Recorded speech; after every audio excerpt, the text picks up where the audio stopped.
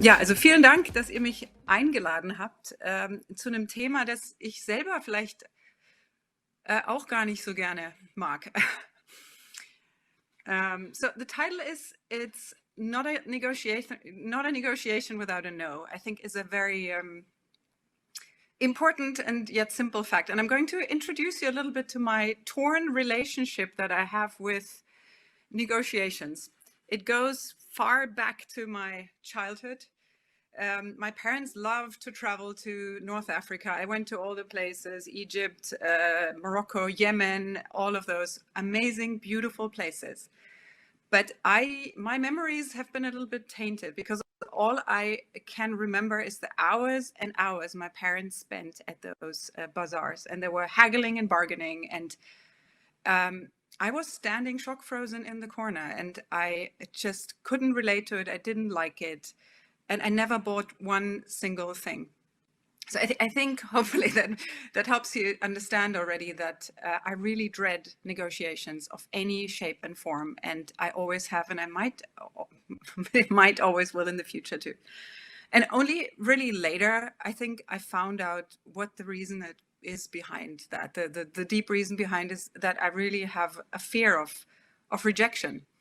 And I think that's inherently in any negotiation. There is, at any essence of any negotiation, is the word no.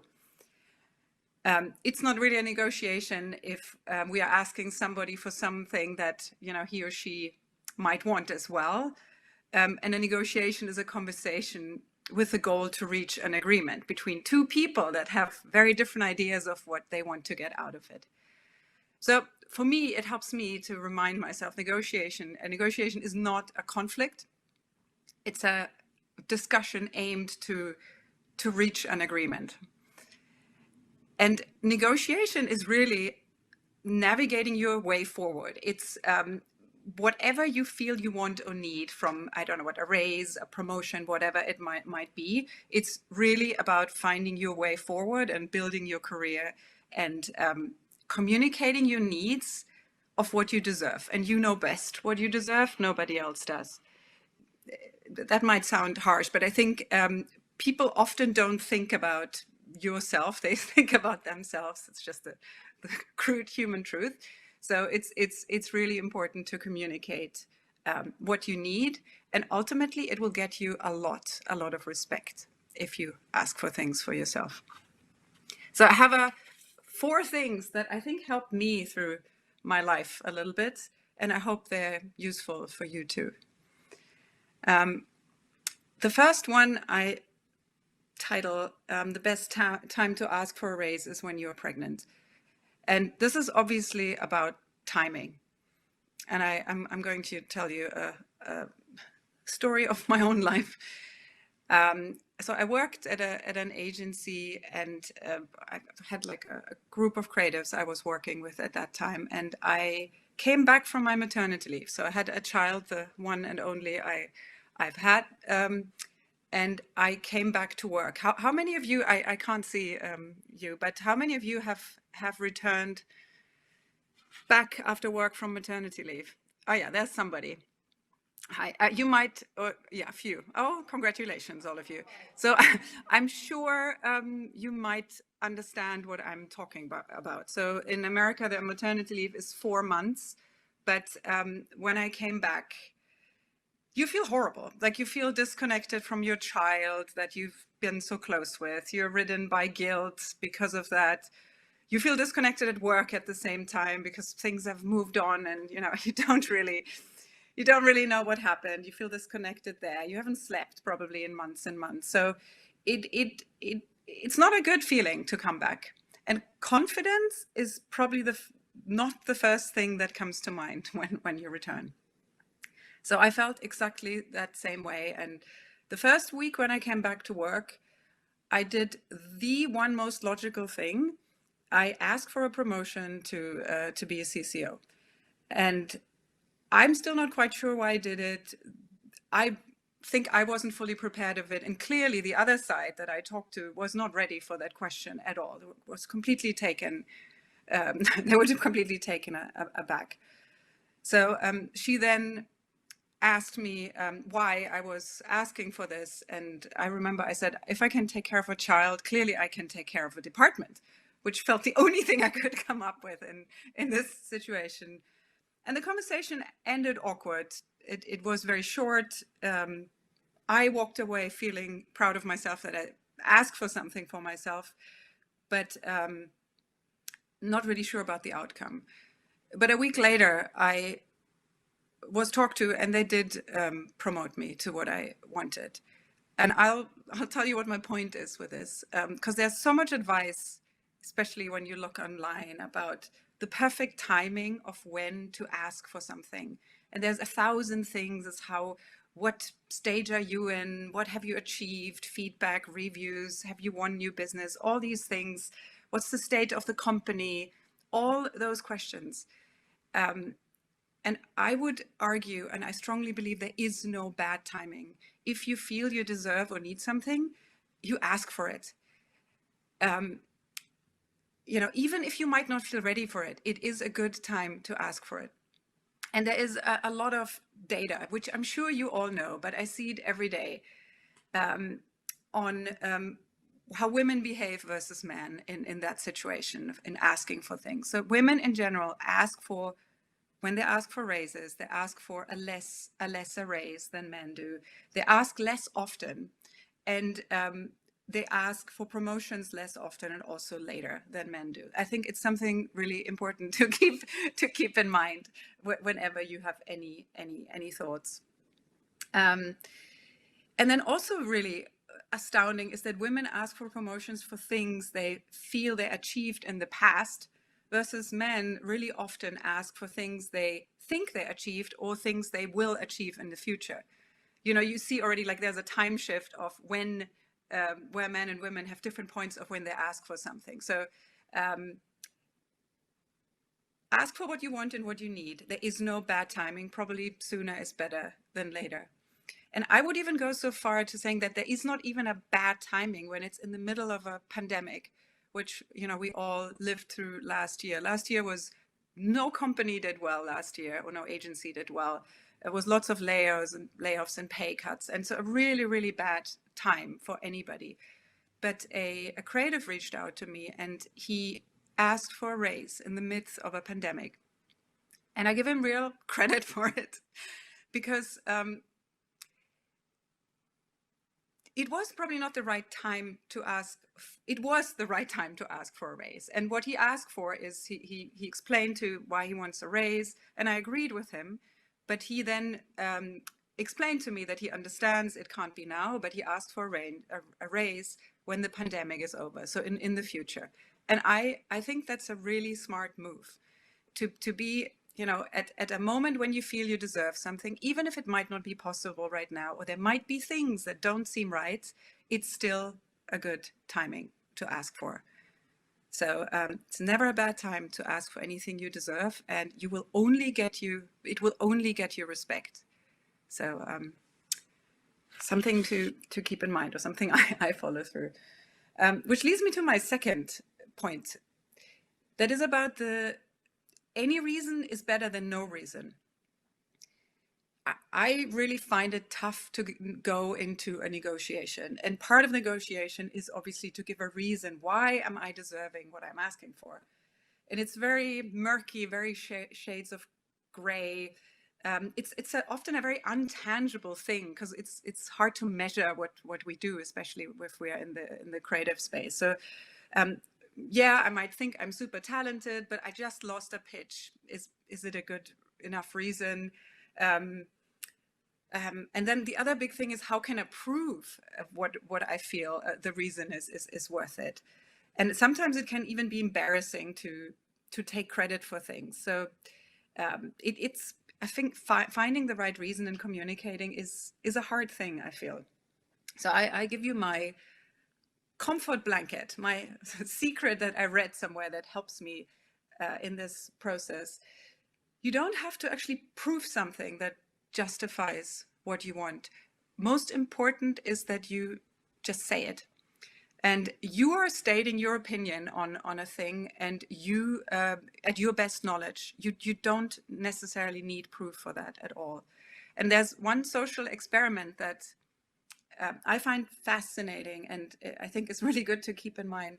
It's a group of students, and they were tasked with one fairly complicated thing, I think. There is a copy store in the US that's known for its horrendous long lines. Like, you stand in line to get this copy and it's endlessly long and annoying. And they asked a group of students to cut the line. And they gave them 3 different things to say. And the first thing they gave them to say, group 1 said, can I cut the line? So no reason, just bluntly asking, can I cut the line? The second group of people gave a really good reason. Can I cut the line? My mother is in hospital. I need to get these papers before I can see her. So really, really good reason. And the third group of people was given a nonsensical reason. Can I cut in line? I need to. So, not a really good reason at all. And what's really fascinating is the compliance rate. So how many people that let the student cut the line? So the group of students with no reason, 40% of people let them pass. I think makes sense. Then the group of people with a good reason, the mother story, which is very easy to understand and relate, obviously, nearly 100% of people let that person skip the line. And then the last question, the nonsensical reason, can I cut the line because I need to? How many percent of people do you think let that person pass? Any guesses? 70? No. I have a hard time hearing you. But it is also nearly 100% of people. So there's no difference between giving a good reason or a basically nonsensical reason, as long as you give a reason at all, I think. So I find it really fascinating. And when you go into negotiations, just don't be so hard on yourself. Even if you have a medium good reason, it is apparently as good as a perfect reason, and for sure better than no reason at all. So I assume when you go in a negotiation, there's a wide range of reasons we can all think of or have all heard. And the most common reason when going into a negotiation is obviously a performance-based reason. So things like, I let my a group of people really good at managing my people. I won new business. I'm really good at growing my group of people. I'm really good for the agency culture. Whatever that might be, I think is what we all think about a lot, and is probably the most common way to ask. But there is also quite another range of other reasons I've heard that might seem bad, but hear me out. So there's a wide range of personal reasons. So I've been asked by somebody, my wedding was expensive, could I get a raise? I had another child, can I have a raise? All of these not really good reasons. And then the most unique reason somebody asked me for, it was a guy who came to me and he said, I need a raise. I need to bail my father out of prison. That's obviously horrible, but it's not a good reason for a raise. I still think it's a good reason to ask for support. So what happened, well, of course he didn't get a raise. We offered him still like a credit that would give him the amount of money that he could pay then off over time, and it was balanced out against his future raise or promotion or something that came up in the future. So my point with this is, any reason is good enough to ask for what you want and deserve, even if you sometimes think it might not be, the right one. And don't be hard on yourself when doing that. Just ask. Ask at all. And then my third point is probably, because most of you are, or you're all creatives, right? If I understand correctly. So this is really about anything is possible in an environment of a negotiation. You are creative people. You come up with amazing ideas every day. You solve problems in a really creative way. Apply the same in negotiations. You can creates your opposites often much more than you think. I'll tell you a story from when I was freelancing. It was in the south of Germany. And what every freelancer has to do is I had to negotiate my fee with, in this case, it was the founder of this agency. Very charming, funny man. And we went back and forth. And he pushed me really low. I didn't feel good about it. I didn't like it. And I said, I can't really go any lower. That's it. And then he said, come on, Corinna, let's do this low amount. And on top of it, I give you a keg of beer. And I was laughing. It's so outrageous. It's kind of absurd, but it made me laugh. And what I did is I agreed. I think this is one of the smartest yet dumbest negotiation approaches, to just take somebody by surprise, to just find things that the other side doesn't expect. And there is an enormous wide range of what that can be. So for example, if you're negotiating a contract and you ask for an amount and the other side obviously will push back and forth, and you don't get exactly the amount you want or you hope for, you can ask for so many things to balance out to get to the value at the end that will make you happy still. And that can be literally anything. I have asked for things like flights twice a year to my parents, a career coach. Can I have additional time off, more holidays? I've asked for magazine subscription. Is it possible to have a parking spot? Can I have flowers on my table for a year? Like whatever that is, you come up with it. It's most important that you feel that it brings you to the value that you are worth it and that you want. So nobody wants to leave a negotiation feeling they lost. Both sides want to feel like they won, and you can still win by getting to the value you want by adding to this. And that's true for contract negotiations, but we do that as an agency too. When we are negotiating with clients and they are not willing to pay us the fee we would want to, we've gone really far in things like, can you give us some stock to your company? Could we go with a lower fee and at the end up with a bonus structure based on performance? Or we have also partly been paid with products. So I think use your amazing creative minds to get to ultimately what you want in the unusual ways. There's always a way to get to that in other ways than you might think when you start a conversation. Which leads me to my last point. It's about silence. I'm sure all of us do similar things before we go into a negotiation. So I really try to take control of the negotiation, which is not always the easiest. But to be the first one to make the offer, I write down exactly what I want to say, and then I cut it shorter to the absolute maximum minimum. The shorter the better for any negotiation. And I had a negotiation I was mostly scared of. What was at a job where I was relocating from Amsterdam to New York, and I knew I needed to negotiate my conditions of relocation and everything else. And I had to talk to the founder of the agency, who was a master salesman and a master negotiator, one of those people that I was dreading to talk to because I knew I had no chance with him. And I was so horrified, in fact, that I asked him to do the negotiation over text. We didn't want to face him.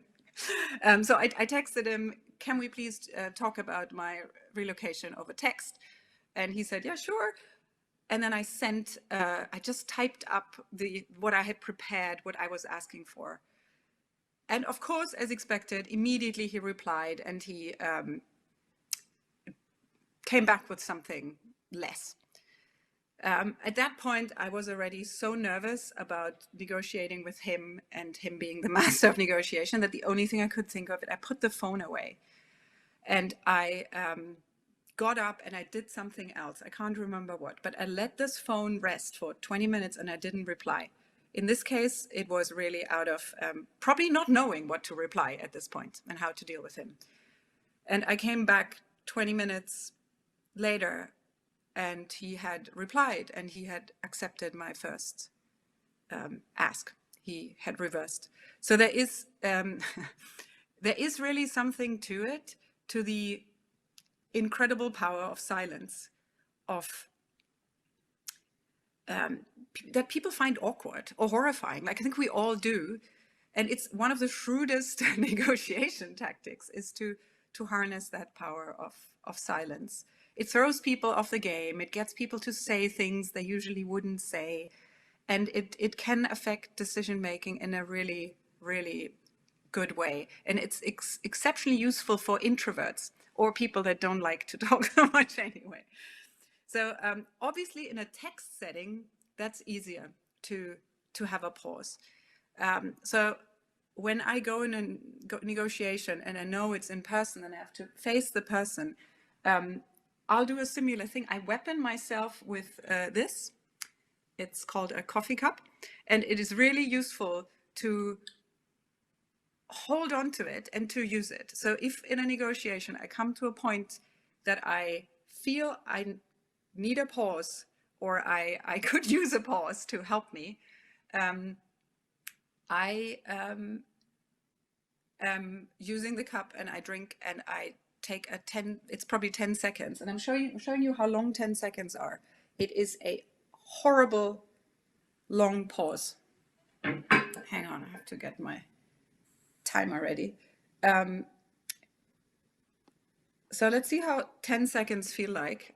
I'm starting now.